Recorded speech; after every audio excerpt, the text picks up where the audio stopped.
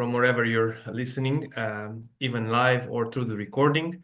Welcome to this webinar entitled Pharmacists, Humanitarian Response to Natural Disasters.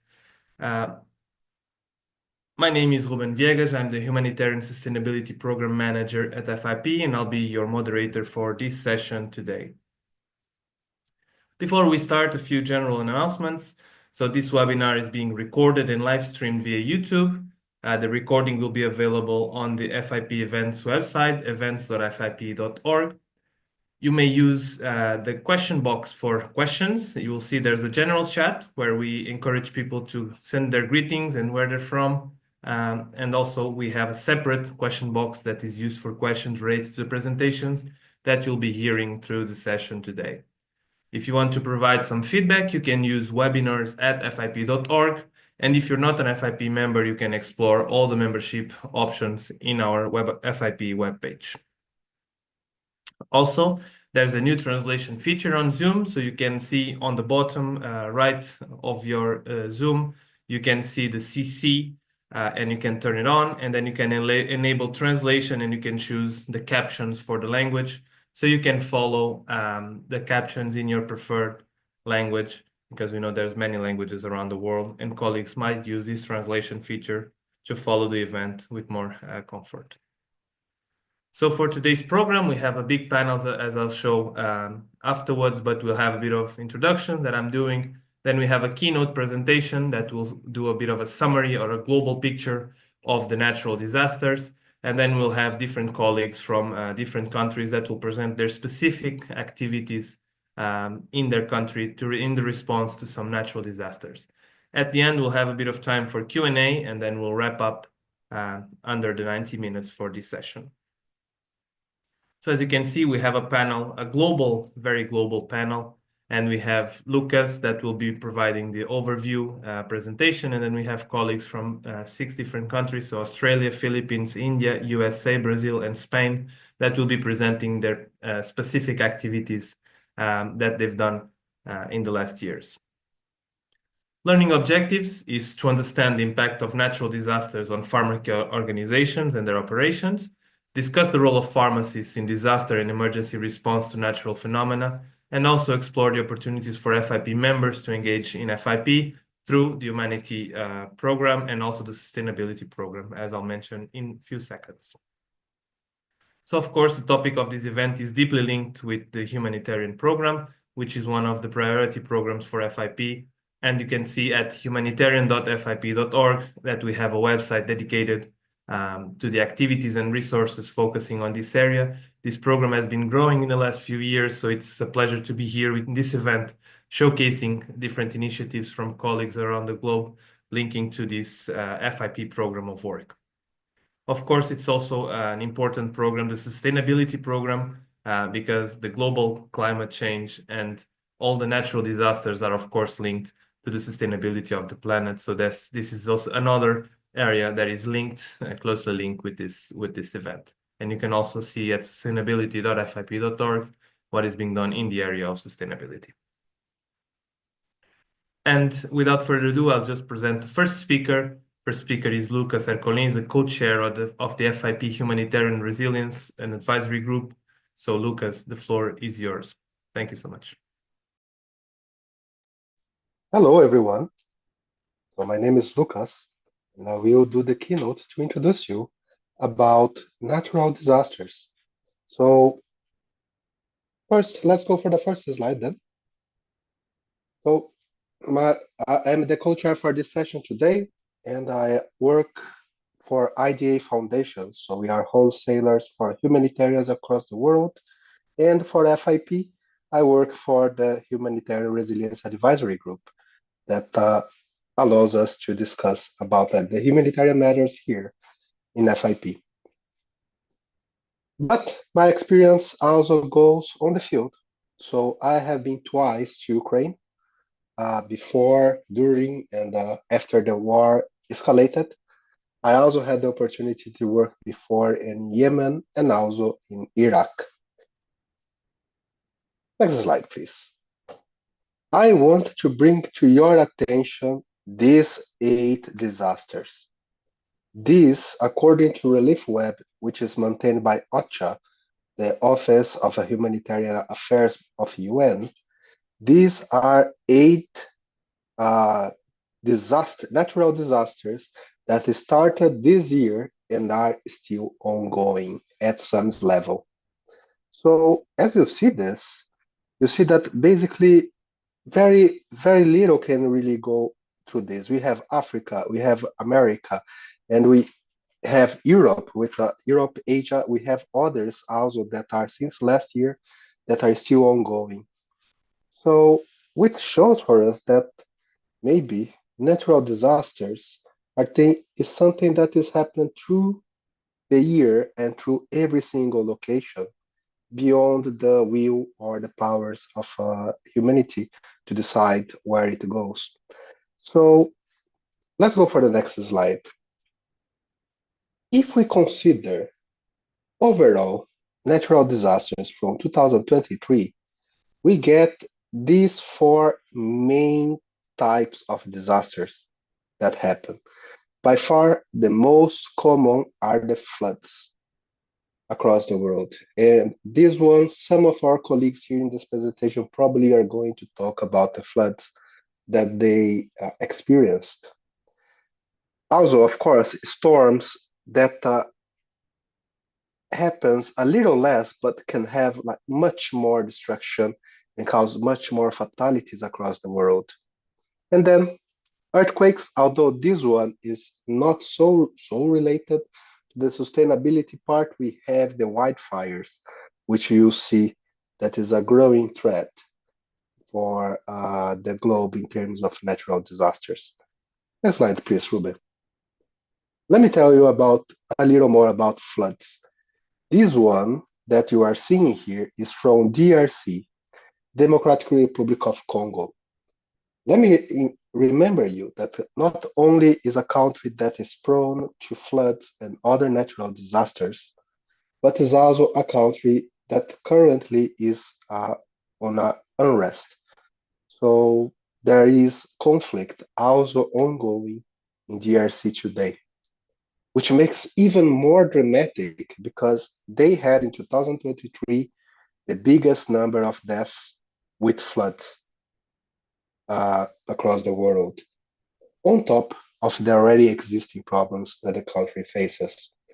India, Nigeria, Yemen, as you can see, especially for Yemen, is another country that is in a conflict situation and also is prone to floods.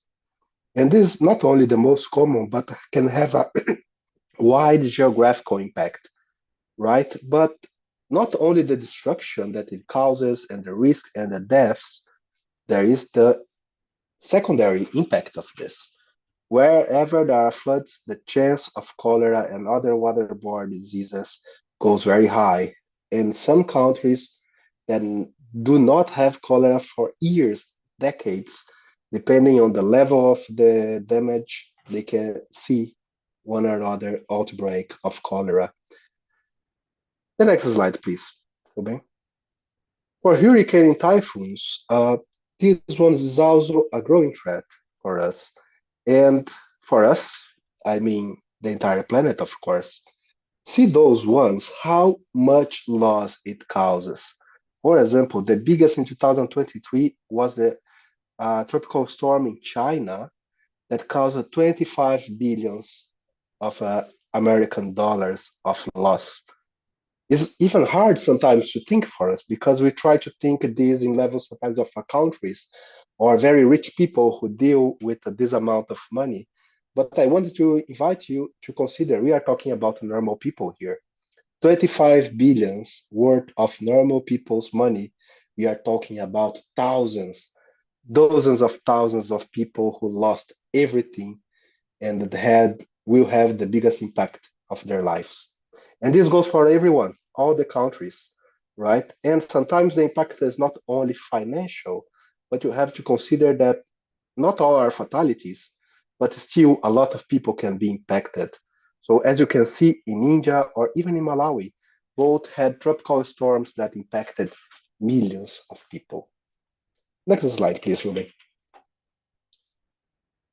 Well, we talked the case, of course, of floods, but the other way on the absence of water with drought and with the heat of the heat waves and the impacts of high wildfires, they are growing with risk.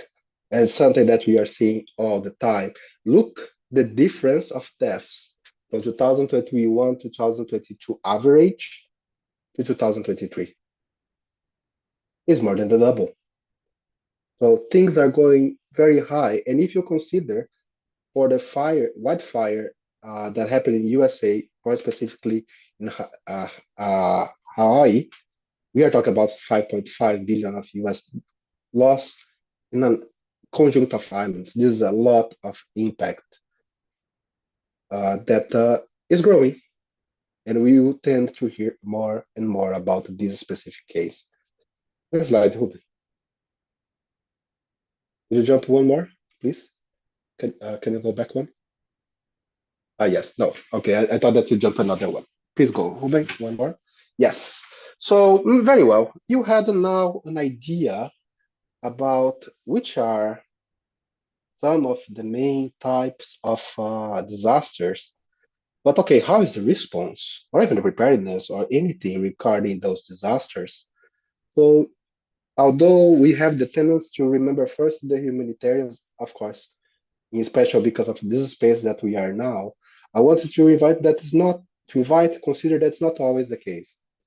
Most of the countries have some level or other of civil protection, right? So they have fire fighters, first responders, you have ambulances and other types of structures that are part of the state and that are used to respond. One of the best cases across the planet, of course, is Japan with their disaster management and bureau, and they are very well known to very quick and very efficient level of response to earthquakes in special, but all types of disasters in terms of Japan. Next slide.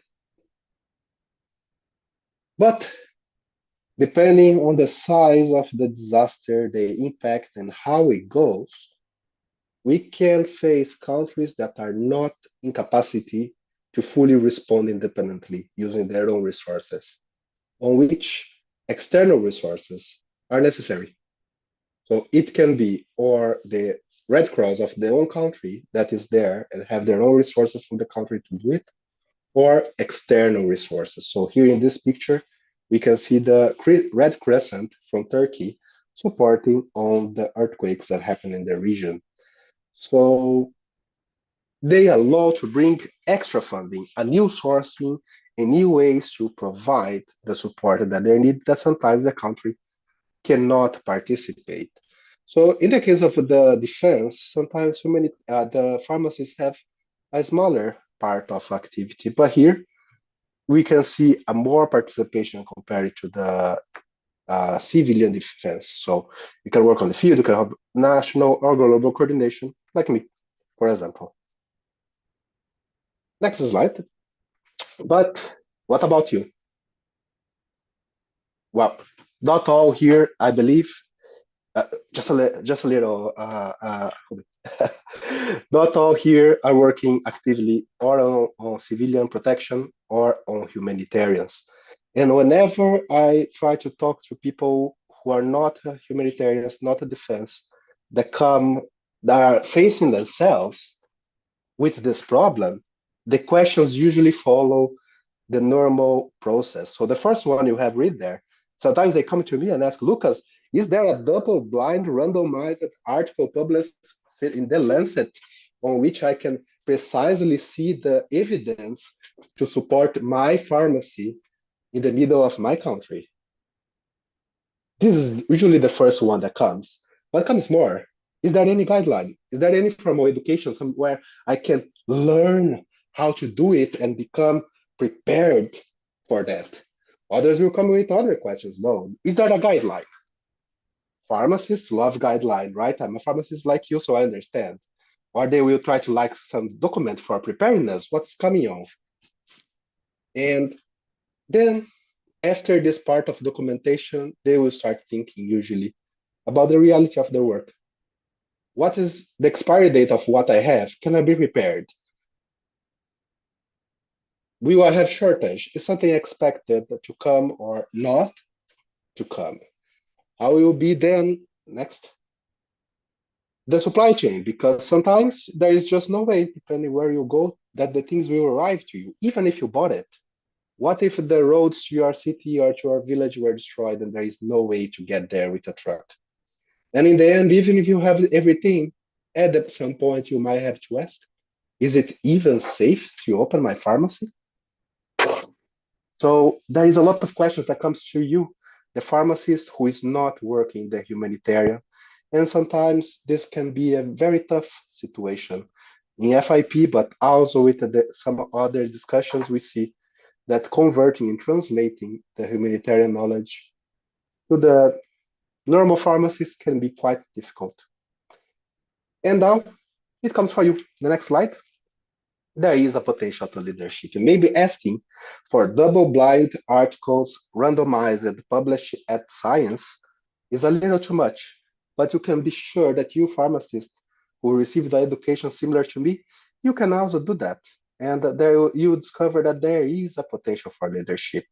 You can ensure the availability and you can collaborate with the others around you, but you can be information hub in the middle of a despair of people. Pharmacy is the most accessible health area that you can have. So this, as we are accessible, as we have the information, we can collaborate and be available.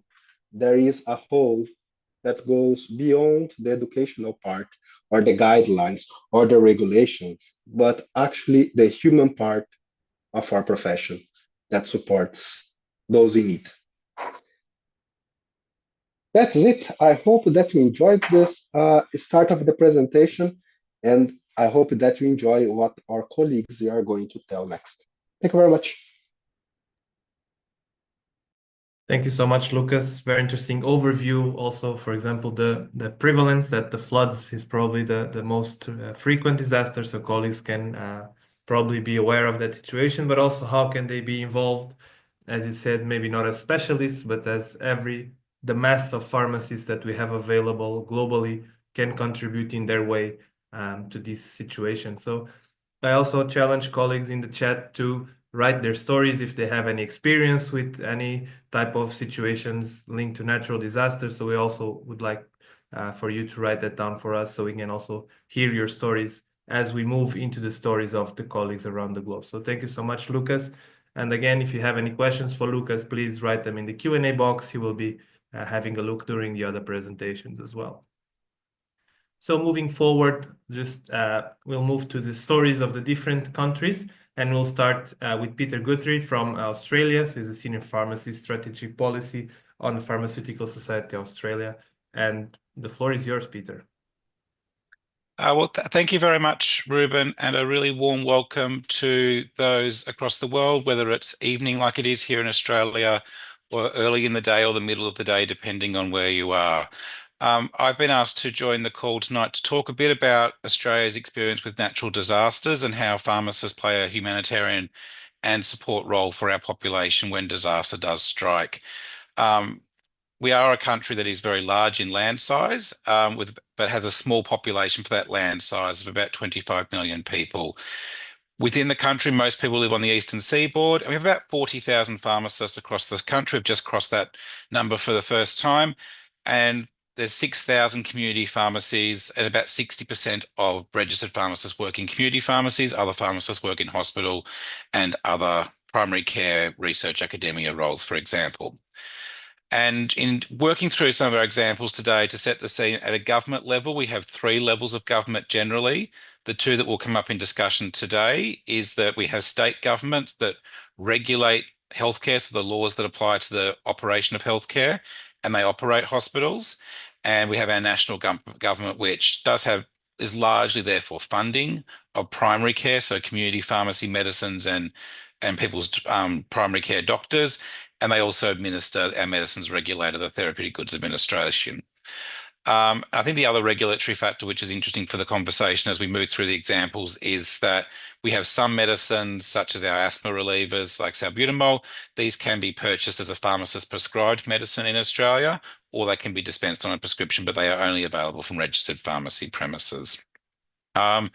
Australia is subject to a lot of natural disasters. We experience regularly, depending on the location, cyclones, floods, fires, drought, heat waves, thunderstorm precipitated health events like thunderstorm asthma and other natural phenomena, plagues, and we do also experience quite severe storms at times. We're not as exposed to civil unrest, earthquakes, and tsunamis. So today I'm going to work through a couple of examples and really outline how pharmacist roles have evolved through that.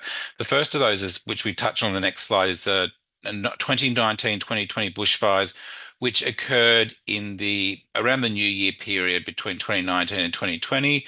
That period of time in Australia is our summer period, so we have a large part of the population on summer holidays, and a lot of people like to holiday on the coast. The next slide shows that during this summer, wildfires are normal for Australia. It's a long history in Australia. They are increasing in frequency and they are increasing in severity. What happened in 2020, though, at the start of 2020, January 2020, was we had fires right down our eastern seaboard where the majority of the Australian population lives, and most Australians live within an hour or so of the coast. And the fires really, as you can see from that diagram, ran right the way down the coast. It was a really hot summer, and our support and reserve supports through our firefighting resources, our bush firefighting resources, were really stretched as every location was dealing with their own local fires in their area. And some of these were quite substantial. Our coastal communities are generally quite small, and as tourists join them in summer, they become much, much larger, and that's relevant to this story.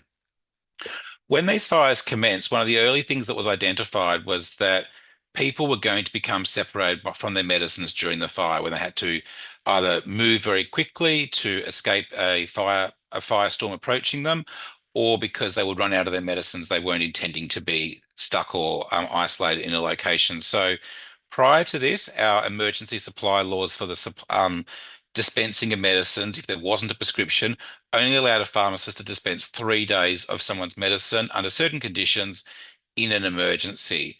In response to these 2020 bushfires, the states progressively introduced temporary measures to allow the supply of a full pack, or generally a month's worth of treatment, for most medicines where certain conditions had been met. And then very shortly after, our national government followed with regulations that allowed for the reimbursement to pharmacies for those medicines, even though they weren't being supplied on the presentation of a prescription.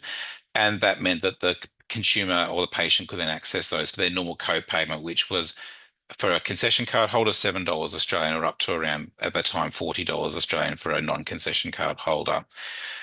At the time, we didn't realise that these measures would be kept in place and extended multiple times for the impending pandemic. And I'll reflect a bit on those through the presentation. In looking at these fires, the next slide shows a couple of locations that I'm going to focus on some individual pharmacist experience. And these are sort of a bit further south. The first of those is in Cobargo, which on the next slide was an image that sort of shot to fame, certainly here in Australia and possibly around the world, where this small community had a fire that rushed through, and the pharmacy, as you can see in this image, had survived the fire, but the vast majority of the town had not. The pharmacy was unable to trade for a period of time because it was unsafe and not able to get in there. And one of the really important functions of the pharmacy said that while it wasn't providing a full service, very quickly they were provided with free face masks, P2 masks, to help residents who are suffering from persistent air quality, because after the firestorm came through, because of the nature of these storms and storms in the area, the air quality, when normally is very good, was suddenly very poor and causing respiratory distress for a large number of people. So that was a key role for the town, but the staff also noted that mental health became a real issue in the community very quickly after the fires. People had suffered destroyed property, livestock and lives. Outside the summer season, this town would largely be a community that was a farming community. And in summer, the large source of income through summer had also had to leave and evacuate very quickly. And so the revenue sources hadn't come through. On the next slide, we have a little bit further north, we had a pharmacist, Raj Gupta. He lost his house tragically in the fires. His home went up in flames during the South Coast bushfires, and yet he found temporary accommodation and continued to operate his pharmacy in a community called Malua Bay. And that pharmacy was severely damaged. They didn't have any electricity. They didn't have any mobile phone services during that period. What that meant was that one, he had to travel through fire risk areas to get to and from his premises to operate the pharmacy. But he also had his patients coming in saying, I don't have a house anymore, but I also don't have any belongings. I don't have access to my payment facilities, credit cards, cash, also don't have access to my medicines. So in an environment with no electricity, no communication, so they couldn't take credit card payments in any case, the pharmacy was supplying with an honour system medicines to those individuals. So their primary concern was to make sure people had access to their medicines. It was a very, very tough situation. And most of the people in that town had experienced a lot of trauma. Living through a fire event is regarded as a very highly traumatic event, and that's something that the community has moved to be with. But one of the sense of purpose that Raj experienced meant that he was able to stay open through that entire period.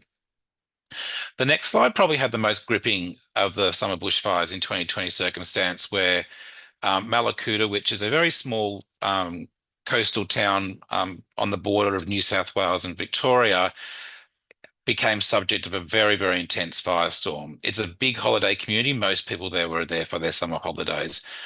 Unfortunately for the people in this town, the fire had blocked off the only road in and out of this town. It was rapidly descending to the coast on New Year's Eve in 2019-20. And so everybody in that town effectively needed to evacuate, and they spent the night on the pier, which is what's depicted here, with heavy smoke, and you can see the firestorm behind, or also in the water, shielding themselves from the radiant heat of that firestorm. This town made international headlines because it was cut off for a prolonged period. And when it was cut off for that prolonged period, the only way to get people out, because after the firestorm, the roads were not safe. There was very large eucalyptus trees that threatened to fall on the road and crush cars on the way in and out. The only way out was via sea, and eventually the Navy had to evacuate the town with a Navy ship offshore. But that took some time. On the next slide, we have one of the local pharmacists, who was Emmanuel Pasra, who served a vital role. So he had a generator, and during the time, and you can see him there and he's masked late at night, they dispensed more than double the usual amount of prescriptions they'd normally dispense. They faced severe shock shortages that they had stocked up prior to the summer because that was their busy season with tourists. And they were also needing to deal with the emotions and the challenges of missed deliveries and panicked evacuees. He spent nearly 2 nights working, either sleeping in his car for a few hours, or otherwise working around the clock with him and his 3 pharmacy staff, dealing with the deluge of people whose medicines had run out or who had lost their medicines when they were evacuated. A number of the residences in that town had been damaged.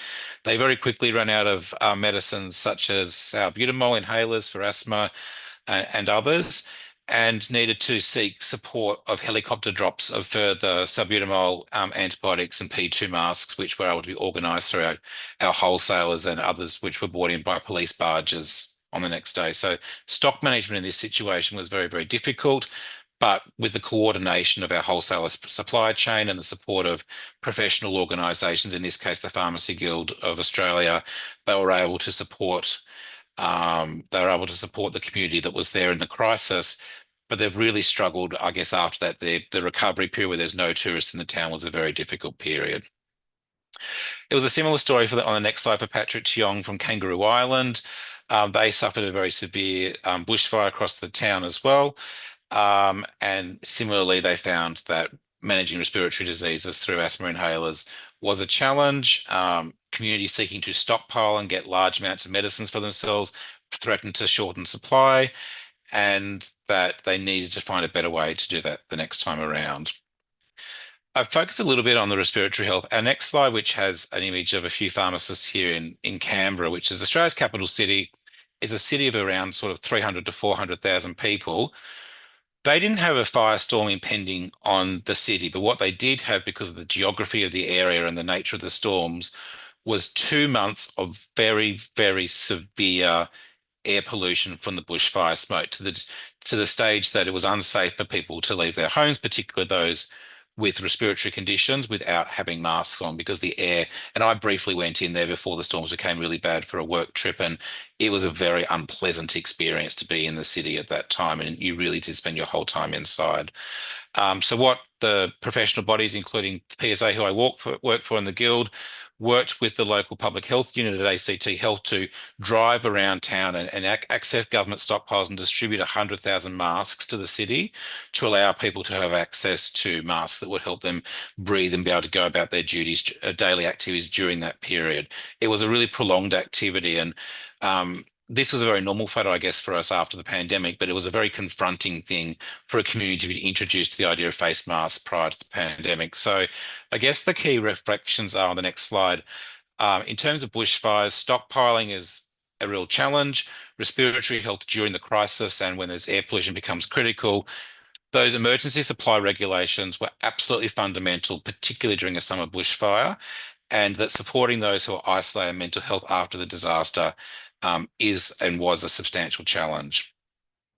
The other big example I'm going to speak about briefly is the 2022 floods, and the next slide shows one of those, a nice aerial shot from that. These floods were the 1 in a 1,000 year events they were described. If we look at the map, we can see it sort of ran right from sort of New South Wales up to the Brisbane area, and Brisbane's where I'm coming to you from tonight. A couple of examples. So the first one of those is quite close to Tweed Heads, which is a border town. The pharmacist you can see here with Sky is Sky Swift. People who like surfers might recognize that that's Mick Fanning, who is an Australian surfer. He had a jet ski up there. So the pharmacist here actually lives in Tweed Heads, but where her pharmacy is in Murwillumbah. And in that town, her pharmacy was the only pharmacy that wasn't inundated and underwater. So there's normally 4 pharmacies in this town. Hers was the only pharmacy available to be open. So she was adamant she was going to get to her pharmacy to support her local community in this situation. So she somehow managed to get a boat across the water, and then Mick Fanning took her on a jet ski, ducking under a bridge due to risen flood water so she could get to the pharmacy. It was a very challenging environment. So the continued dispensing for people without prescriptions was really important because they were servicing the needs of people from 4 pharmacies worth of feeder area rather than just their regular patients. And that included doing methadone dosing for patients for another pharmacy as well, and supplying insulin, for example. This to me typifies an example where people go above and beyond in natural disasters, as we saw in those other cases, and it really does rely on the goodwill of the pharmacist. There's no remunerated role for this per se. It's pharmacists are trying to do the right thing to support their community within a crisis.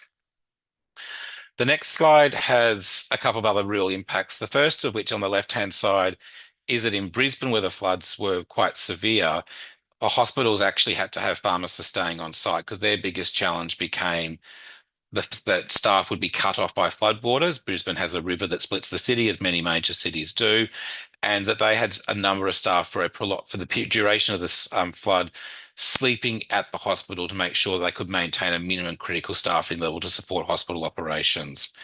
Equally, on the right-hand side, we can see the devastation of what happens when floodwaters go through a pharmacy. And there's a number of measures that are available in Australia to re-establish a pharmacy in a new site very quickly to get back up and running after a disaster. The next slide shows some examples around some messaging. So if you have notice in advance, to make sure that the community is prepared, and we encourage people to access the pharmacy. This is from a pharmacy where the pharmacy had to close, and they knew that floodwaters were coming. So the pharmacy had published that the time that they would need to close, and that they made sure people had access to their medicines prior to them not being able to get to their premises. And we recently saw that in Brisbane with an impending cyclone. So I guess our takeout messages on the next slide for floodwaters is that the need for emergency supply regulations again was strong, that individuals can often be separated from family, and aged care was a really good example of this, and that floods can really restrict access for staff to be able to get to their work premises. In one case, we had someone on a jet ski. Most people don't have access to that jet ski. And one more recent example I would like to highlight is the 2024 storm. And this slide depicts what happened in the storm when the primary power lines that supplied the town's electricity were flattened. And you can see on the next image where our Australia map shows Broken Hill is quite remote. It does not, it is a long distance to the nearest town. So if those power lines go down, and in that case, you could see it's going to take a while to fix that, they were left without power for quite a prolonged period. The next slide has pharmacist Jason Harvey, who you can see on the right-hand side, there's a generator. So Essential Energy was the power provider. And what they did when the power went out is they went into town and they tried to get essential providers with access to generators.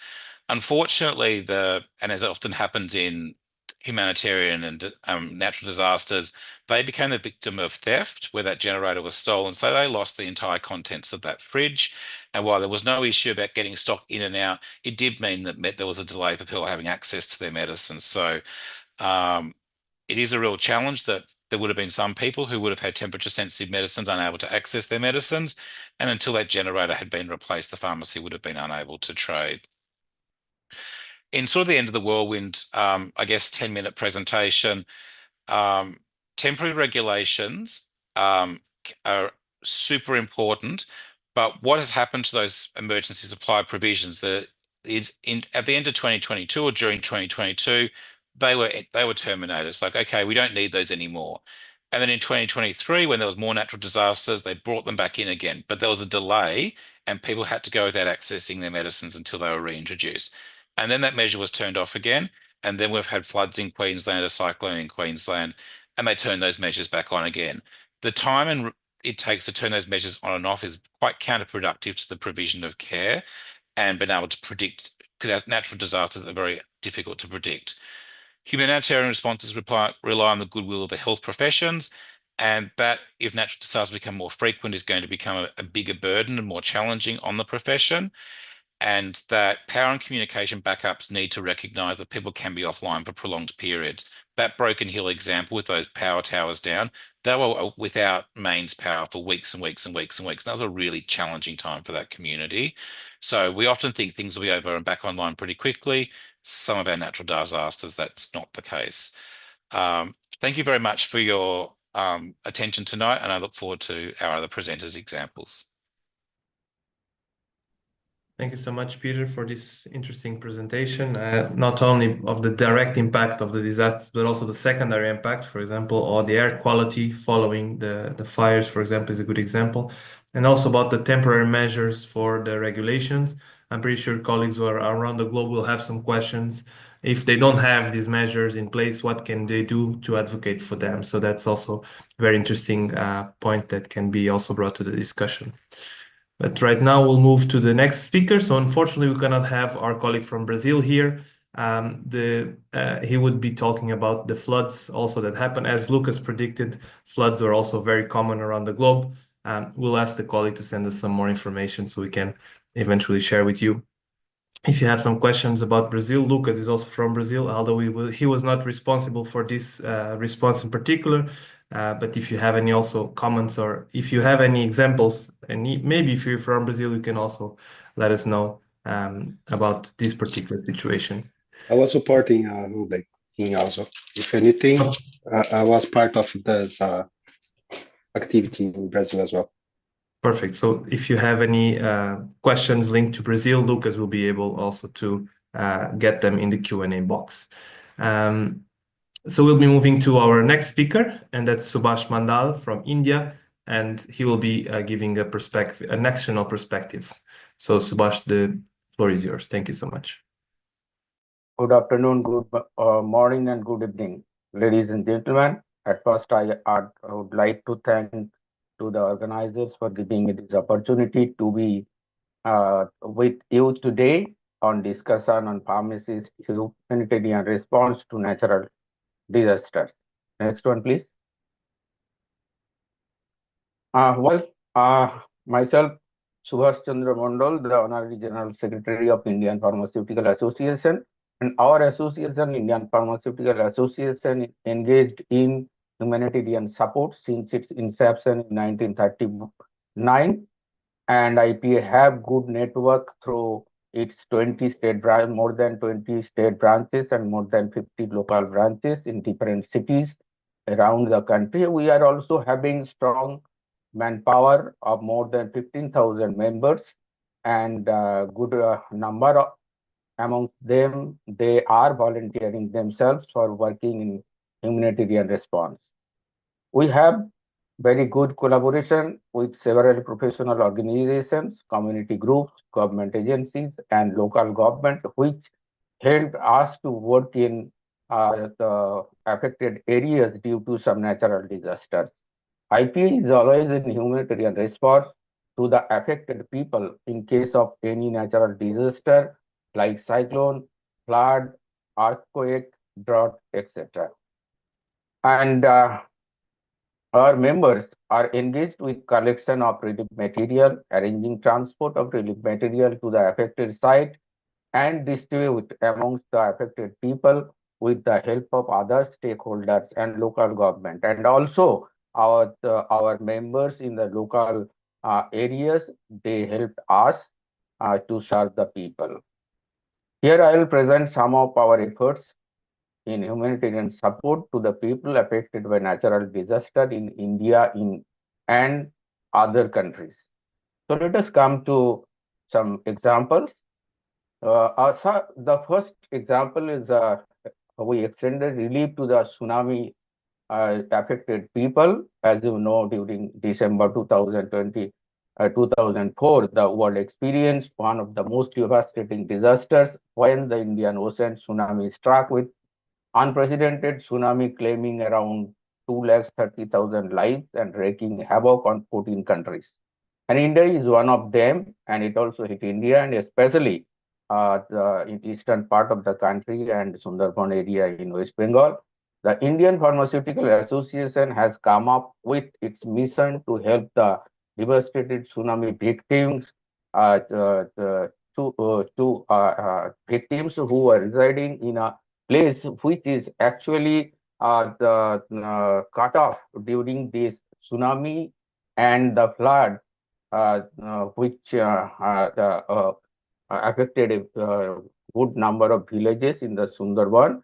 So we have donated some money to the Chief Minister funds, and our activities were really got attention of the media. It was telecasted in 6 television channel and published in several print media appreciating IPS effort in this matter. Next one, please. Our next effort was extending the support to the Ayla affected people.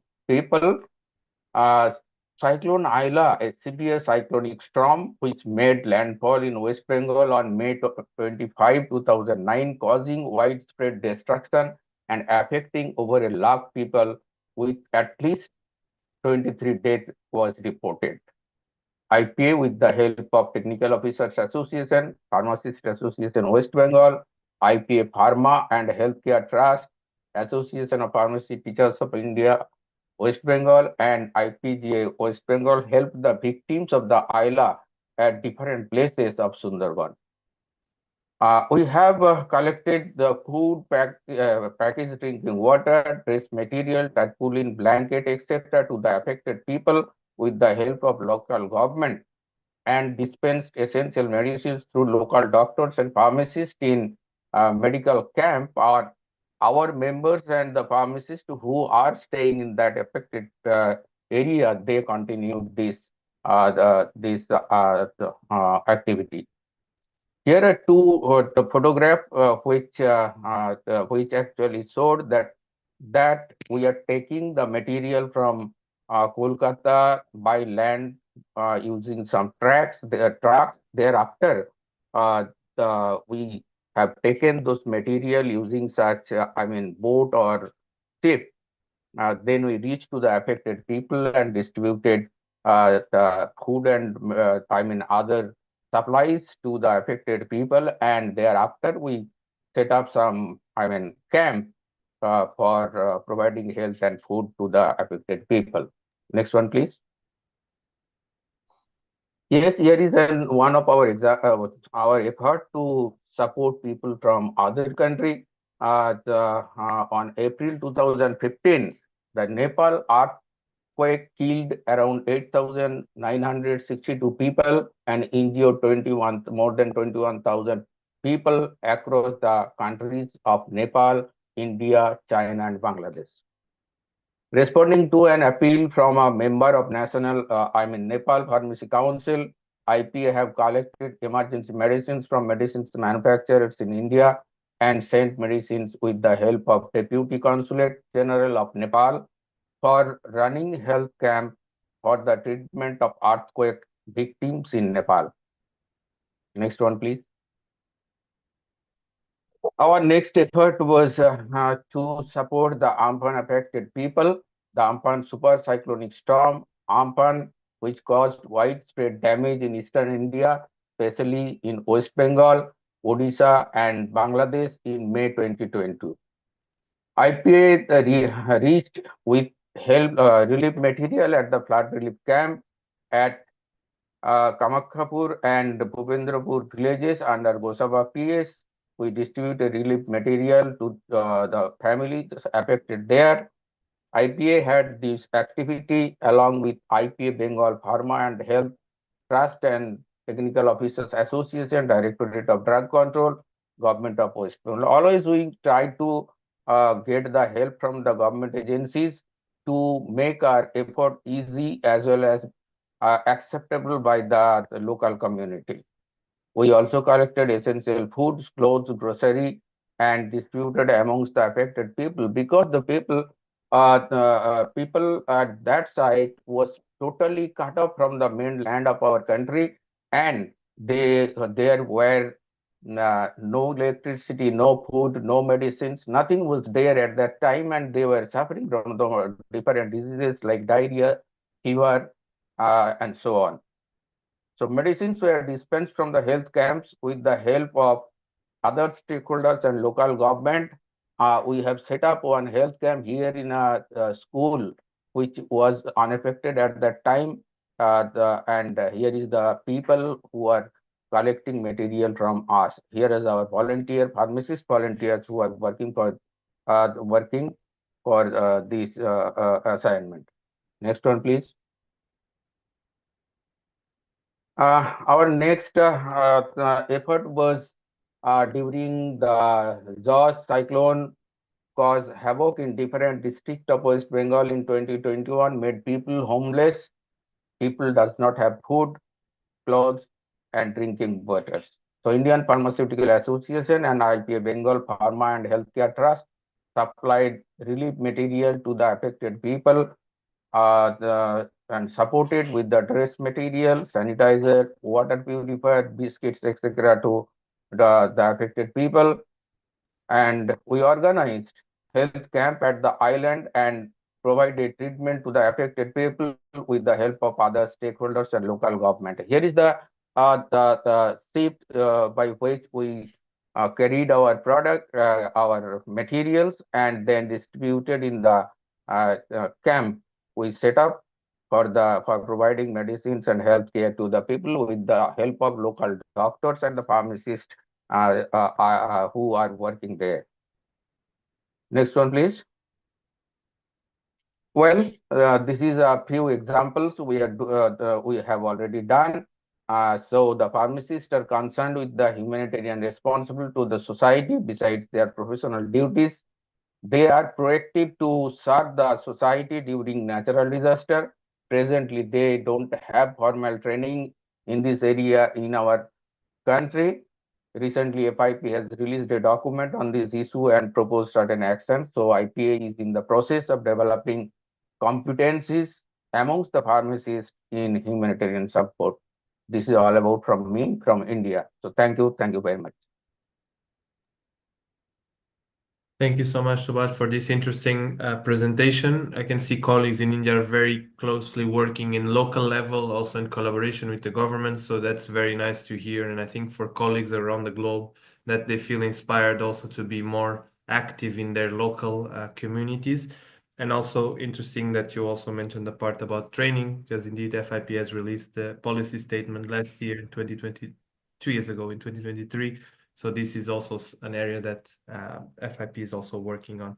But thank you so much for your examples and presentation for your work in the last years. And we'll move without further ado for our next presentation. And that is our dear colleague Leonila Ocampo that will present a perspective on the Philippines. Leonie, the floor is yours.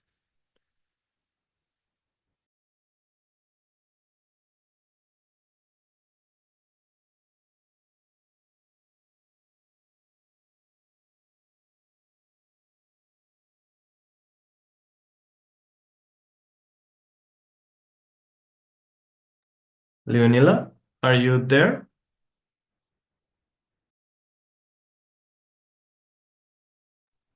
Okay. Sorry, Rúben. I was already speaking. I forgot to switch on. Can I be heard now?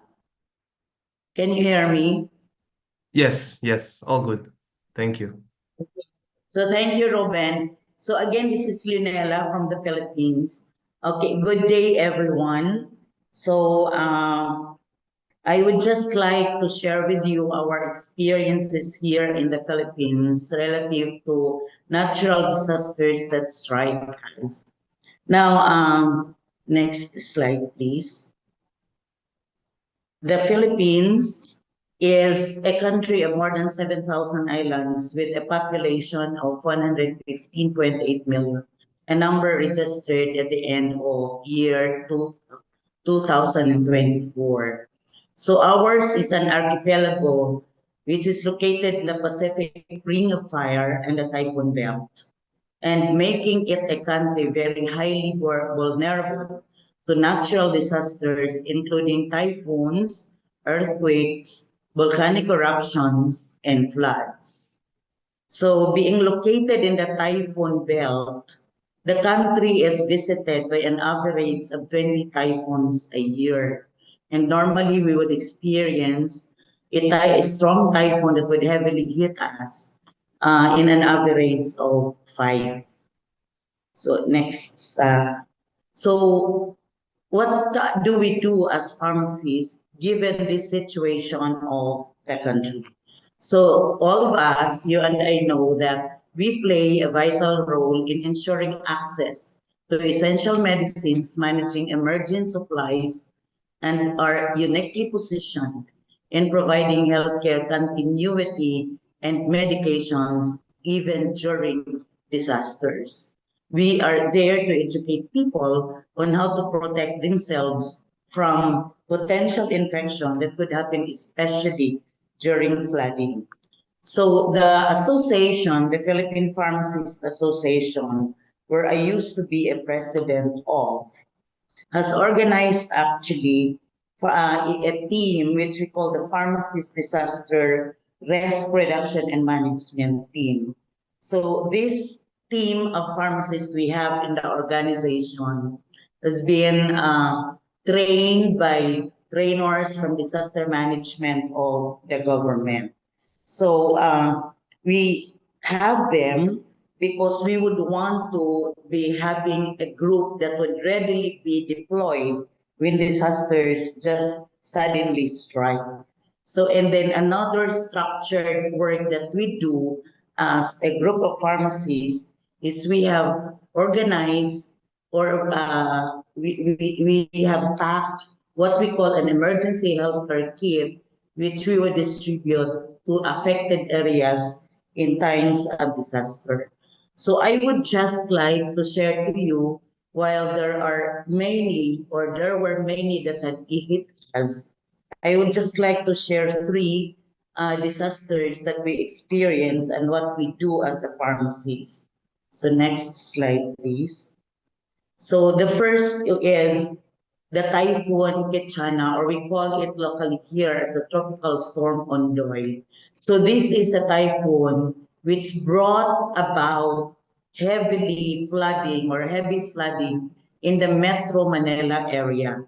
Reason is because while it was just categorized as Storm 1 or Category 1, it brought to us very heavy rains that flooding was all over Metro Manila. So this brought about close to 1,000 deaths in the area, and we're just fortunate that it was just at that number, since because the storm struck at the time. So it happened, we experienced the strength of the storm at noon time. So what we do, because during disasters, when we experience typhoon, flooding, or whatever type of disasters, we normally would be receiving donations. So pharmacies, the group that we have organized, would readily be there deployed and available to help segregate for ready deployment of medicines that are received as donations. And we even would help and support different TB stations who are receiving or accepting donations so that we would know that medicines that would be sent to affected areas are well categorized and could easily be used by those who would be in the affected area together with our medical practitioners. So we have pharmacists assisting doctors in reaching out communities that would need medical and pharmacy services. So our organization, the Philippine Pharmacists Association, has 82 chapters all over the country, where wherever the affected area is located, we mobilize immediately the chapter with the national leadership now taking the lead on what to do during those times. So when we do our support to the disaster-stricken area, we do it in two-prong activity. One group to help affected pharmacies, because we need to give attention also to the pharmacies that are affected by the disaster, and another group to the affected residents of the area. And next slide, please. The second that I would like to share was the typhoon that was experienced in Mindanao. Well, the first typhoon that I shared was in Metro Manila. The second, Typhoon Pablo, or we call it Typhoon Bofa, was experienced or struck in Mindanao. So this brought about more than 1,000 deaths because this typhoon came in the middle of the night. So people were, they were really not prepared on how they could be able to save themselves, in as much as electricity would be off, and with the dark, strong winds and the flooding with heavy rains, it really would be very difficult. So what pharmacists would do again, we would be facilitating how we could support, especially with the medicine needs of the affected residents of the area. And the third, which was the worst that we experienced here in the Philippines, was Typhoon Haiyan, or the Super Typhoon Yolanda. So this was in 2013. Recent years, there were other typhoons that we had, but it was not as strong as what we experienced with Yolanda.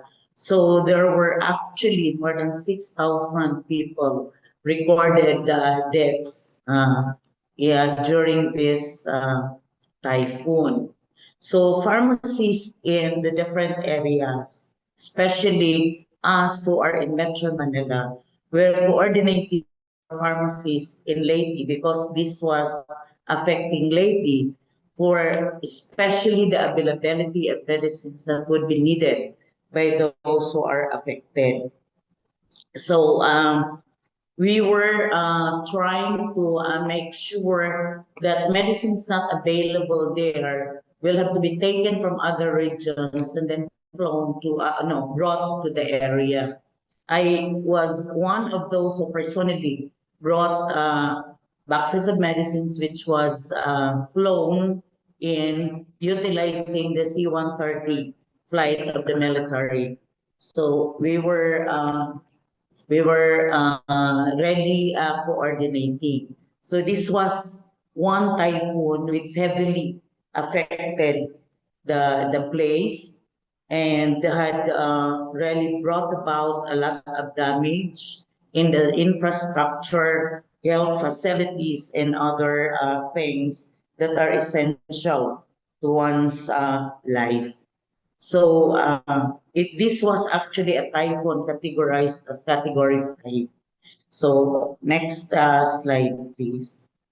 We were coordinating with pharmacies for the availability of medicines and coordinating as well with the medicines that were donated to the Philippines in partnership with the Department of Health. So it was really a real heavy work on our part because donations came in so heavily also to us, and then pharmacists have to be mobilized so that we could be able to segregate and be able to categorize medicines that we were receiving, and then send it to the affected area. Of course, we also have medicines who went with the medical team that were flown to the area to help rescue and give medical and pharmacy services to the affected residents of the place.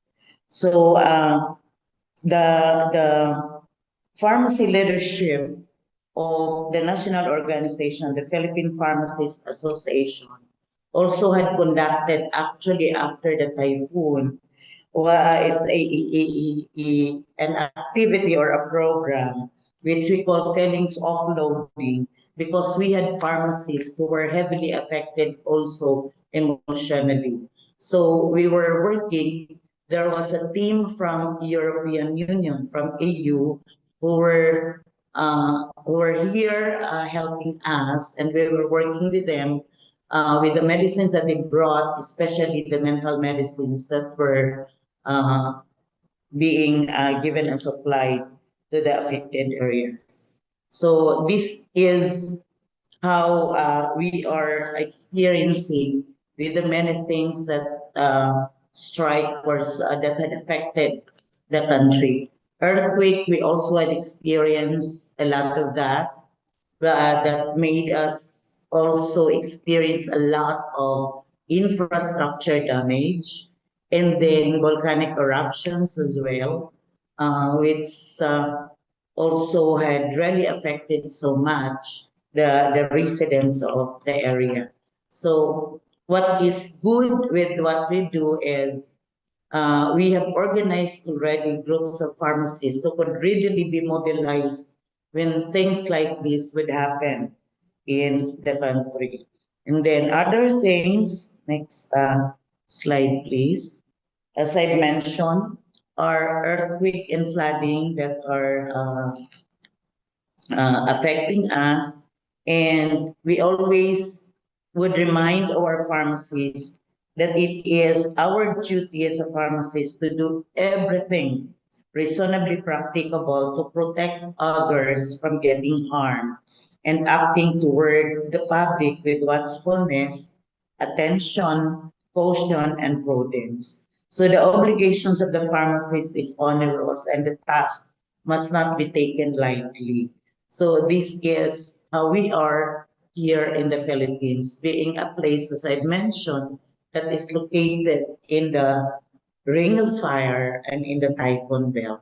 So from time to time, we're getting typhoons, then flooding, earthquake and volcanic eruptions. So these are all in as far as our experiences in the Philippines are. And thank you so much.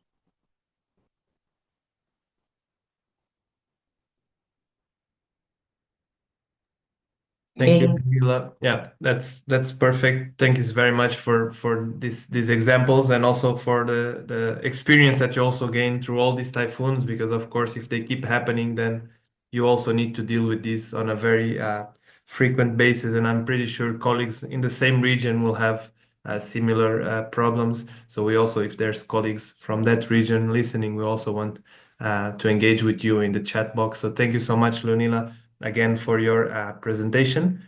And also it's interesting that you mentioned the volcanic eruptions, because we have our next presentation from Spain, and they had recently also a case in Canarias from the eruption, but I don't think that's the focus of Carolina, which is the Director of International Affairs of the General Pharmaceutical Council of Spain, that will take the floor now. Carolina, the floor is yours. Thank you so much. Thank you, Rúben, and thank you to the FIP team to give us the opportunity to speak today at this very interesting discussion. So indeed, my name is Carolina. I am the Director of International Affairs at the General Pharmaceutical Council of Spain. This is the professional organization that represents all pharmacists in Spain. We have 80,000 pharmacists in our country. And the topic I will discuss today is the floods that devastated several regions of Spain in October last year, so very recently, due to a meteorological phenomenon that is named Dana. And also I will focus on what was the response from pharmacists through their professional bodies. So if we go to the next slide, thank you. So indeed, Dana, as I mentioned, is a meteorological phenomenon.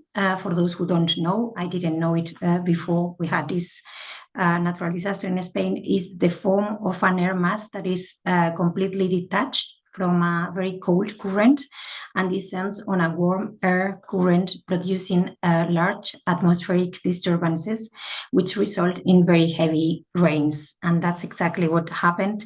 In 24 hours, we had an average of 250 liters per cubic meter, reaching up to 771 liters per cubic meter in 24 hours in the specific municipality of Turis, which is located in the south of Valencia city.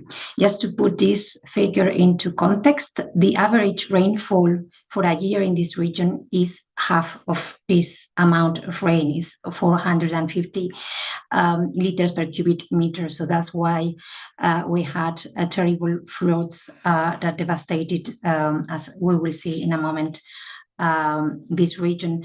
Just to say that not only Valencian community was affected, there was also very bad floods in Castilla-La Mancha, which is underneath Madrid, and in the southern region, Andalusia. So just to give you a bit of figures on the impact and consequences that Dana had, more than 220 lives were lost in just a few hours. This affected more than 840,000 people in total.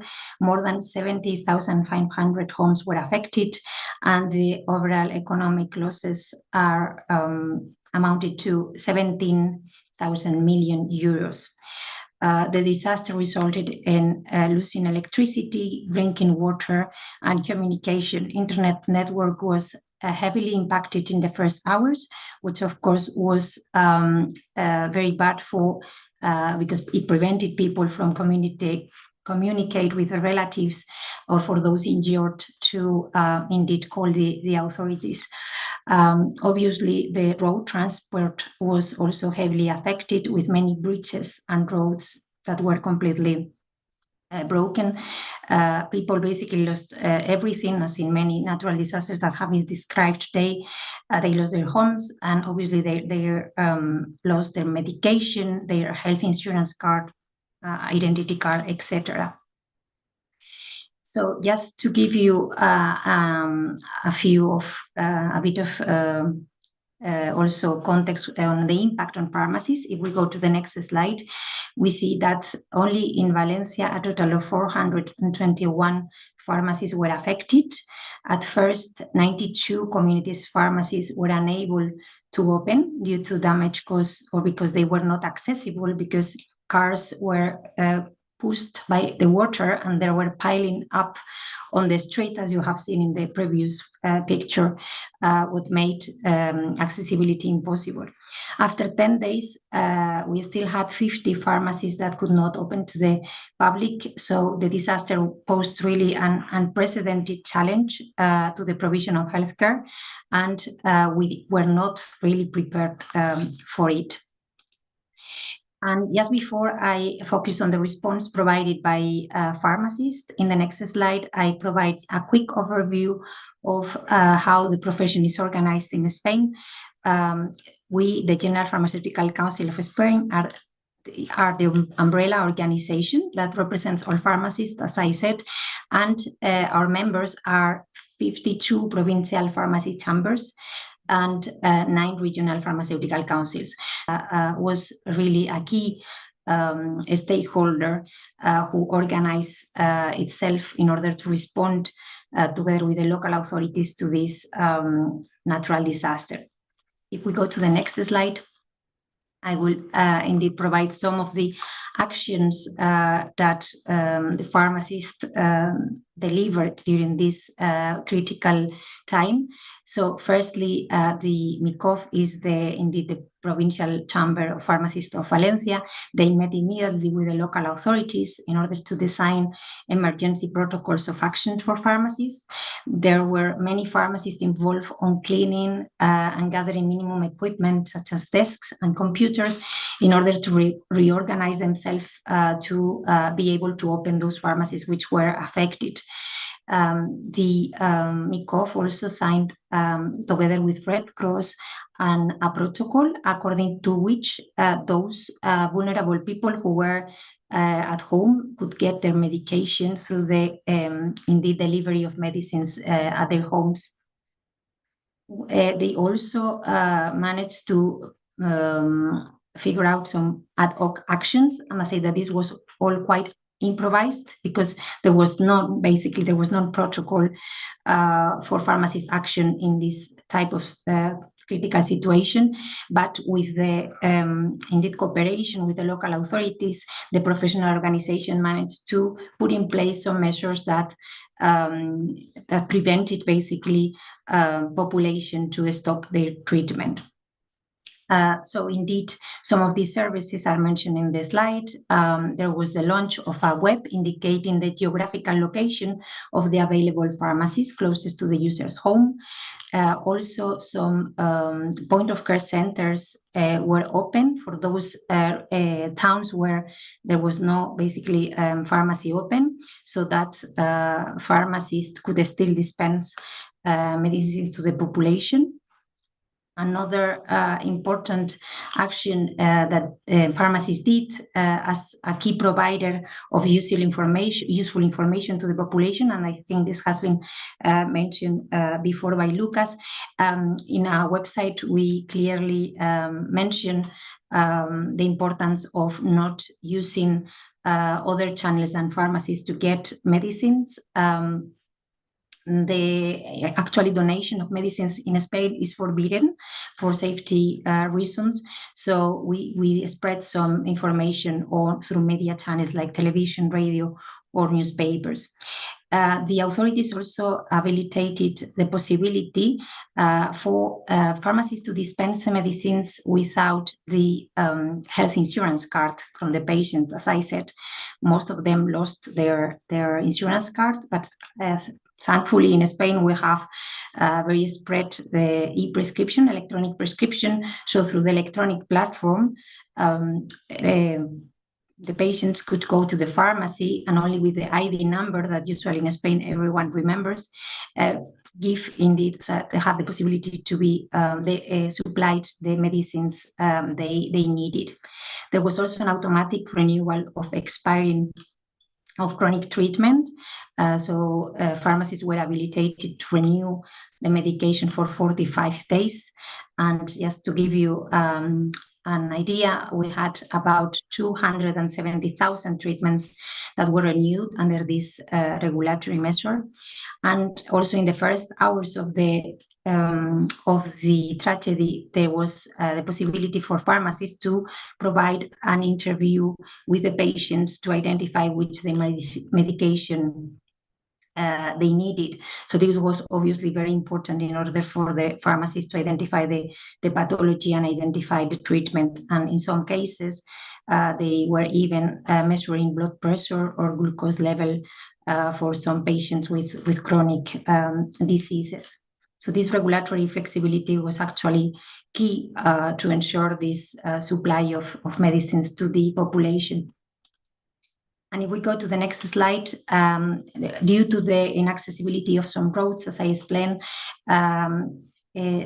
there were hospitals, for instance, that could not be supplied for the first 2 days following the floods. So with the help of the authorities and the professional associations, and of course the wholesalers, they managed to indeed reach this hospital and provide with the medication needed. Some of the warehouses in the region were obviously also destroyed, but thanks to the fast action, again, of the pharmaceutical organizations, and also because we have a very capillary network of wholesalers in Spain, the supply of medicines was ensured from warehouses located in other regions of Spain. So indeed, collaboration between all actors involved in the supply of medicines was really at essence in order to keep the essential service of supply of medicines. And just to finalize on the actions that indeed were developed in Spain, we have an association, an NGO called Pharmamundi in Spain that are focused on development cooperation, humanitarian and emergency action. For instance, they provide help by sending medicines to Ukraine during the war, etc. And today is the leading non-profit organization in our country specializing in pharmaceutical supply. ANET. So together with this organization, they organize volunteers to help Valencian community pharmacies. They also habilitated website for raising of funds for the population. As I said, donation of medicines is not allowed in Spain. It has to be done through the habilitated channels. And what they did is indeed to dedicate these funds to ensure that people had their health products they needed, and even drinking water, etc. And there was also another initiative that was very important because, of course, a lot of medicines waste was created by the medicines that were damaged at these flooded pharmacies.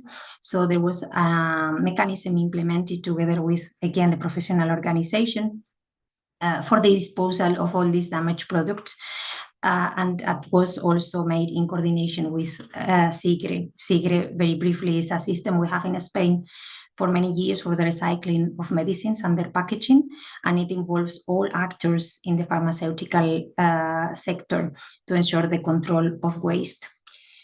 And just to end with a few takeaway messages or lessons learned, what we finally learned with this natural disaster was that preparedness is key. As I said, we didn't have an emergency protocol to enable pharmacies to prepare. So basically, we had to improvise some ad hoc rules.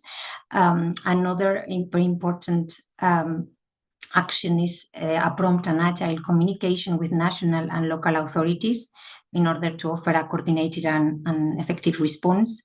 As I said, also collaboration and effective communication channels between all supply chain stakeholders is key to get the medicines to the patients that they need, and also maintain the communication with the general population.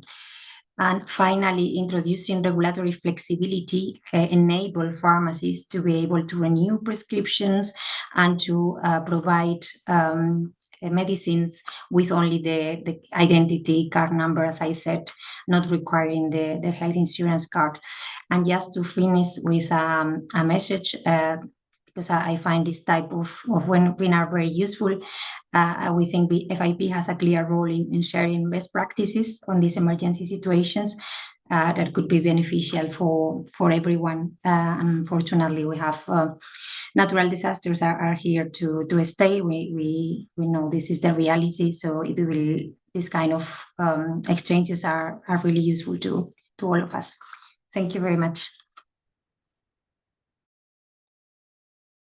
Thank you so much, Carolina, for this interesting presentation. And it's true that, unfortunately, the disasters will be happening again and again. So it's Nice to be prepared, as you mentioned, and also very nice to see the pictures of the efforts of colleagues in this specific region. I see there's some questions in the Q&A, so if colleagues, presenters can go and have some responses to this will be nice, because I'm afraid we won't have a lot of time for discussion at the end, because we still have our last presentation. Anthony is the Chief Executive Officer of the Tennessee Pharmacists Association, representing the perspective on the response and the experience from the United States of America. So Anthony, the floor is yours. Thank you, Rúben. And it's a pleasure to be here and speak on behalf of pharmacists in the United States. And I will just preface, for those of you very familiar with our colleagues with the American Pharmacists Association, I spoke to a few of them just this last weekend. They were hosting their large annual conference here in Nashville, Tennessee, where I'm based. Very fortunate to be able to share at least a few things that we've seen in at least one region of our country. And I know this echoes some of the many things you've already heard today. And so I want to really just start by focusing my comments on the hurricane response. I think for my experience in my short time actually that I've lived here in Tennessee, we were hit by a few different natural disasters, whether it's tornadoes, flooding, or even a hurricane. And for us, many times a hurricane response isn't usually the first thing that people might think about for the state of Tennessee. For those of you that are not as familiar with exactly where we are on this map, you can see from the impact of Hurricane Helene that hit the United States. Tennessee is a little bit farther inland than most, and the impact of Hurricane Helene is probably one of the worst that we've seen since the impacts of Hurricane Katrina and when it hit landfall around New Orleans back in 2025. But Hurricane Helene caused 249 fatalities across the entire region. And while the state of Tennessee had quite a bit of impact, I know my colleagues over in Western North Carolina and South Carolina and even up in Kentucky, regions that typically aren't having to deal with a hurricane response, were definitely felt and impacted by this. So one of the examples that I know we've shared and that definitely hit the news reels was the smaller critical access hospital and the impact of the flash flooding that really occurred over in Unicoi County. These individuals, both providers and patients of this hospital, had to be evacuated from the rooftop of their hospital, and the impact of how quick the response was.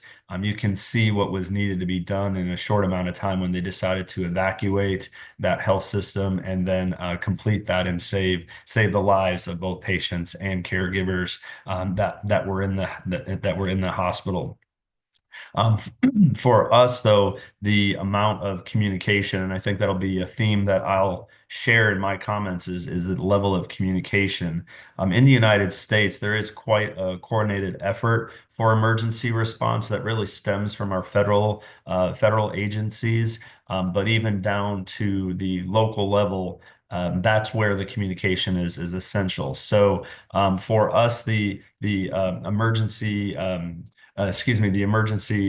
management agencies that are structured by state have multiple other emergency service coordinators, or in this case also that they all support various types of emergency support functions. And so in our case, when we think about pharmacist response and where we're tasked and asked to step in, it really falls under, at least in our state, the various state agencies related to healthcare. And yes, there are emergency response coordinated efforts, whether it's for transportation services, for communication, information technology, even energy and law enforcement. Every division of society has a coordinated effort. In our case, I would say we're very, very fortunate that even in my role at a state pharmacy association, and how we work with other healthcare coalitions outside of our local public health departments, local provider groups, and pharmacy type settings. There is a direct line of communication as these emergencies come forward. And I want to just highlight, obviously, where our pharmacists fit in, and I'm going to highlight a few different things that we've seen in the response for our hurricane response in our state, and go into a little bit more detail as we wind up. Before I jump into this and some of the direct pharmaceutical needs that came forward, I would highlight that there is a coordinated effort also for mental health.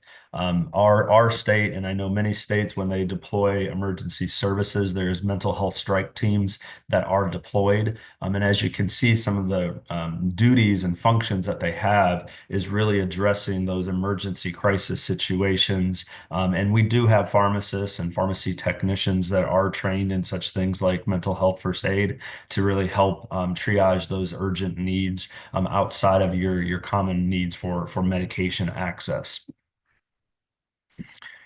But when you think about many of the ideas that come forward in emergency response, in this case for a hurricane, I've kind of highlighted a bunch of items here that we've seen. And I'll highlight probably a few more here in just a second. But really what's been unique, and I think for us in this situation with Hurricane Helene, it hit a very rural part of our state. And I know and much of Western North Carolina, Kentucky, and others, you are facing a situation where there's very limited resources to begin with. And so the value of what pharmacists bring are further on display with many of these things that I have on the slide. So in terms of vaccinations, this is just some initial information that we've been able to collect with our specific state health department. When you think about, at least in terms of flooding and the role that pharmacists and pharmacy technicians play, there was, and especially at this time of the year, being in September, when the late September, when the hurricane hit, there's a lot of focus on influenza, hepatitis A, as well as tetanus, diphtheria, and pertussis vaccinations. And you can see the impact. This definitely overlaid with some other efforts of our state, as we do have also a state that has some vaccine hesitancy to overcome. But in this case, there was some immediate efforts to get individuals vaccinated for some of these conditions. Another program that does exist in the United States that even for me, it was a learning curve because I wasn't as familiar with this last fall, is there is an emergency prescription assistance program, or EPAP, that can be activated to provide individuals with basically free access to medications during times of need. And what we've been really focusing on is encouraging pharmacists and enrolling their pharmacy. That's first and foremost something they need to be ready for. But then how and where do patients qualify for such services? As you can imagine, not just in certain counties that were directly impacted by these floods from the hurricane, we also saw patients being serviced by other nearby counties where maybe the direct federal assistance wasn't immediately needed. So this program was very helpful for individuals that were displaced during the hurricane flooding. In the United States, really based on the state that we're all in, our governor of each state has executive orders. I guess maybe many of you listening probably are more familiar with some of our new administration's executive orders, but also in terms of our state level emergency response, we do see the governor's role in helping waive certain rules and regulations for how pharmacists operate is critical. And I know many of us at the state association level, that opportunity and how we work with our regulatory board at the Board of Pharmacies is really critical about what we learn, what does pharmacy need to be able to do, whether it's, you've heard a few examples from other countries about the ability for pharmacists to go ahead and just issue medications, whether that's for emergency refills or initiating therapy. We also saw especially in some of these areas, how we allow for pharmacists to come into another state when we do have licensure requirements by state to really help ensure that pharmacists can actually be allowed to offer services as a licensed pharmacy. And even some states do waive certain requirements as it relates to controlled substances, because as we all know, it's not just the needs that individuals have for non-controlled substances, but what can pharmacists do to help ensure controlled substances can be provided in a safe and effective way in these situations. In the end, medication management, we've seen it front and center, and how pharmacists are continually seen as an expert for medication services. I know many pharmacies throughout this time, not only were they working diligently to get medications to some of the very remote areas, there was even discussions of how to maybe utilize drones to air deliver medications when entire roads were wiped out, or how pharmacists just are able to answer questions about the stability of a medication, a refrigerated item when the patient now no longer has power in their home. How long, say, for example, do insulin remain stable? And we've really relied heavily on sharing resources, primarily through the U.S. Pharmacopoeia. They have some great stability studies that really help pharmacists understand and how to answer those questions for those situations. And then I would also just offer a last bullet point around mobile pharmacy services as well. We saw in these very remote areas, and while in many situations you might see a pharmacy deployed via a large semi-truck of a mobile pharmacy. However, when these roads were very narrowly available and accessible, how and where can you deploy maybe a mobile pharmacy from another county in a very quick, easy to maneuver situation? And not every state allows for such a thing. The state of Kentucky, just north of here, they do offer the ability for a mobile pharmacy, but I know that pharmacy can't be deployed, unfortunately, or at least it's very cumbersome regulatory wise to have that mobile pharmacy deployed into other states like North Carolina and Tennessee. Like I said, in the end, communication is critical. How do we make sure across the different avenues of sharing resources and information, it is critical. I would even highlight one of the tools that we had shared across the region is actually listed in there, the RX Open. We had multiple patients calling from different angles to say what pharmacies are actually open. And so there is actually a tool that's referenced to really help us track and understand if a pharmacy is available. Do they have telephone lines? Do they have electricity? How and where can an individual access medications or provide assistance to another pharmacy that might not have that ability? So like I said, communication is critical. And I know we're winding down here, so I think I'll just share that and say thank you for listening, and I'm happy to answer any questions as we wind down here. Thank you so much, Anthony, and thank you for coming last, because we probably have less questions. But nonetheless, the interesting experience and also a big focus, and I think that's one of the key messages. As you said, other colleagues also working on the regulatory aspects, some flexibility in these situations is very important. Unfortunately, we don't have more time for Q&A, so I hope you had the chance to put your question in the chat. And as you saw for the last presentation, I'll just go back. So if you have any questions specifically for Anthony, you have the contact here, but you can also send any questions regarding the whole event to my email, ruben@phip.org, or to webinars@phip.org. So we can also tackle those via email afterwards. So, sorry.